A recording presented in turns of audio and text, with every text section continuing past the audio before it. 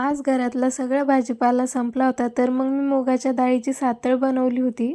अगोदर 10 ते 15 मिनिटं मुगाची डाळ शिजवून घेतली. नंतर मग गॅसवरती कढई ठेवली, त्यात तेल टाकलं. तेल चांगलं गरम झालं की जिरे, मोहरी, कढीपत्ता टाकला. कांदा टाकला. कांदा चांगला परतला की हिरवी मिरची आणि अद्रक लसूणची पेस्ट टाकली. वरतून शेंगदाण्याचा कूट टाकला. हे सगळं चांगलं परतलं की 1 चमचा धने पावडर आणि 1 चमचा मिरची पावडर टाकलं. वरतून शिजून घेतलेली डाळ टाकली. चवीनुसार मीठ टाकलं. कोथिंबीर टाकली. इथे मुगाच्या डाळीची सातळ तयार आहे.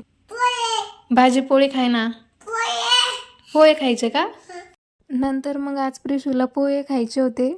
रोज तेच तेच खाऊन तिला पण कंटाळा आला असेल, मग त्यामुळे मी तिच्यासाठी पोहे बनवले होते. ते पोहे होईपर्यंत चमचा आणि प्लेट हातातच घेऊन बसलेली होती ती. आणि पोहे झाल्यानंतर तिच्या हाताने तिने पोहे खाल्ले. कसे झाले ग?